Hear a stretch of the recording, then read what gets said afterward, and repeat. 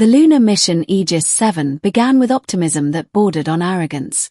Humanity had walked the moon before, planted flags, and collected stones, and now this crew believed they were returning as masters rather than visitors.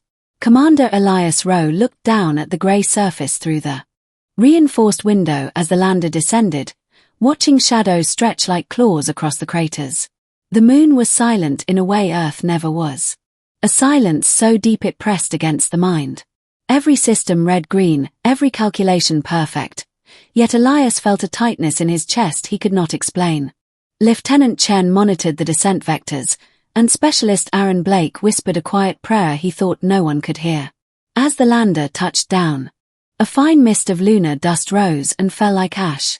It was then that the first anomaly appeared, a brief spike on the biosensors.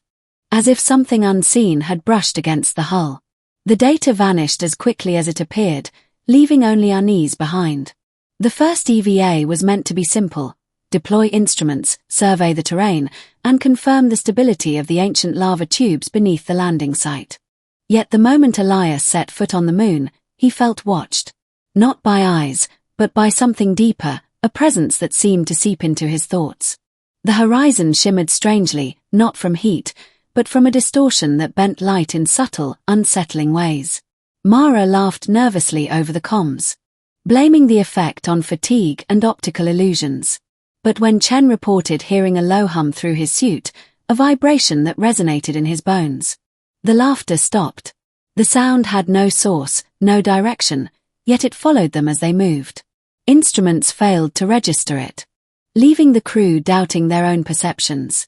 By the time they returned to the lander, each astronaut carried the same unspoken fear: the moon was not empty. Inside the habitat module, the crew reviewed the data, searching for rational explanations. The hum did not appear on any recording. Aaron complained of headaches and vivid dreams whenever he closed his eyes. He described shapes moving beneath the lunar surface, vast and slow, like thoughts awakening from a long sleep. Elias ordered rest, yet sleep brought no comfort. When he drifted off, he dreamed of Earth cracking open, of familiar cities swallowed by darkness that whispered his name. He woke gasping, heart racing, only to hear Mara sobbing softly in the adjacent module. She claimed she had dreamed the same dream. Coincidence, Elias told himself, but doubt gnawed at him. On the second day, the mission shifted focus to the lava tubes. Ancient tunnels carved by molten rock promised shelter for future colonies. And their exploration was the primary objective of Aegis 7.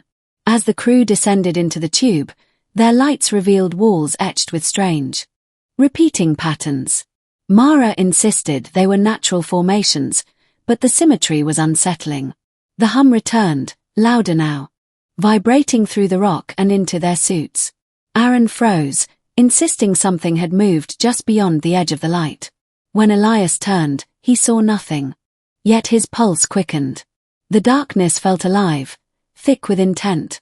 Without warning, Chen screamed as his suit telemetry spiked wildly. He claimed voices were speaking directly into his mind, urging him to remove his helmet and join them.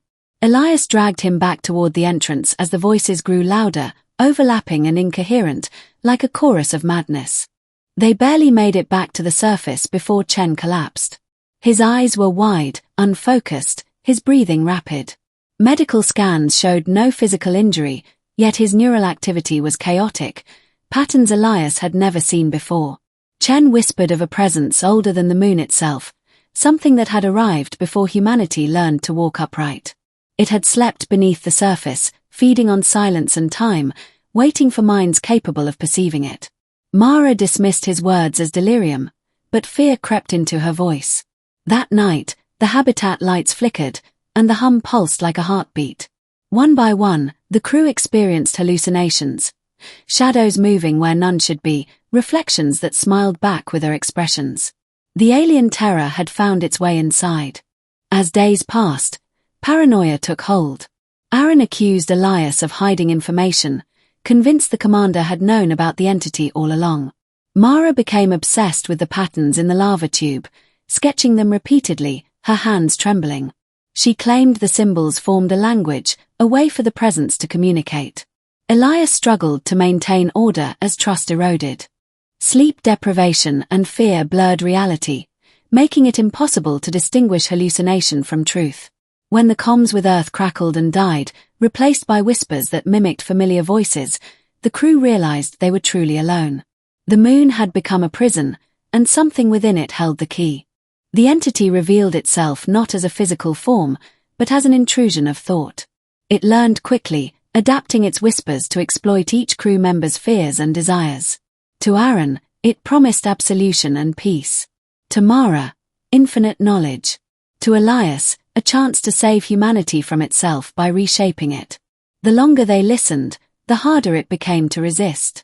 Chen, still recovering, began carving the same patterns into the habitat walls with a utility knife, blood floating in crimson globules before being sucked into the filters. He smiled as he worked, humming in harmony with the unseen presence. Elias restrained him, but the damage was done. The terror was no longer just outside, it lived within their minds. Desperation drove Elias to consider the unthinkable. The mission logs mentioned experimental countermeasures, neural dampeners designed to block external psychic interference. Activating them risked permanent brain damage, but the alternative was worse. As he prepared the device, the whispers grew furious, shaking the habitat with sonic vibrations that cracked panels and sent tools drifting. Mara begged him to stop, claiming the entity was not hostile, only lonely. Aaron sided with her, his eyes glazed, his voice distant. Elias realized the terror had already claimed them. With shaking hands, he activated the dampeners, flooding the habitat with a pulse of counter-frequency energy. The effect was immediate and catastrophic. The hum screeched into a piercing wail that echoed through the moon itself. Elias collapsed, blood streaming from his nose as his vision fractured. The presence lashed out, projecting visions of destruction and despair. He saw Earth consumed by war, humanity tearing itself apart. Amid the chaos, he sensed the entity's pain, ancient and vast. It was not evil in the human sense, but its existence was incompatible with theirs. Survival for one meant annihilation for the other. With a final surge of will, Elias increased the output, pushing his mind to the brink. Silence followed. The whispers ceased, the hum faded, and the oppressive presence lifted like a storm passing. Elias awoke hours later to find Mara and Aaron unconscious but alive. Chen's neural activity stabilized, though he remembered nothing of the past days. The lava tube patterns crumbled into meaningless cracks, as if they had never been there. The moon felt empty again, truly empty. Elias knew the entity was gone, destroyed or driven back into a deeper sleep. Victory tasted bitter. The cost had been immense, and the damage irreversible. 12 During the return journey, the crew struggled with the aftermath. Mara's brilliance dimmed, her once sharp mind dulled by the dampeners. Aaron withdrew into silence, haunted by dreams he could not explain. Chen recovered physically but carried an emptiness where fear and wonder had once been. Elias bore the heaviest burden, the knowledge of what they had encountered and what they had destroyed. He wondered if the entity had truly been a threat, or if humanity had simply reacted with violence to the unknown. Back on Earth, Aegis 7 was hailed as a success. Awards were given, speeches made, and plans for further lunar exploration announced. Elias stood on the stage, smiling for the cameras, while inside he felt hollow. The moon had been silent for billions of years, and humanity had broken that silence, only to silence it again. He feared that somewhere else, in the vast darkness of space, similar terrors waited, listening, learning, preparing. Years later, Elias retired, haunted by the memory of the whispers. Sometimes, late at night, he heard them again, faint and distant, carried on the static of his old radio. He told himself they were echoes of trauma, nothing more. Yet he could not shake the feeling that the entity had not been destroyed, only fragmented, its consciousness scattered like spores across the cosmos.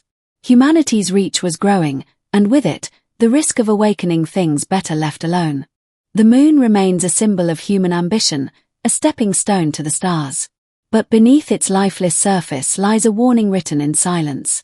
The universe is not empty, and not all life is bound by flesh and bone. Some horrors exist as thought and sound, as hunger and time, waiting patiently for curious minds to find them. The crew of Aegis 7 survived, but survival came at the cost of innocence. In the endless night of space, madness is not an anomaly. It is an invitation.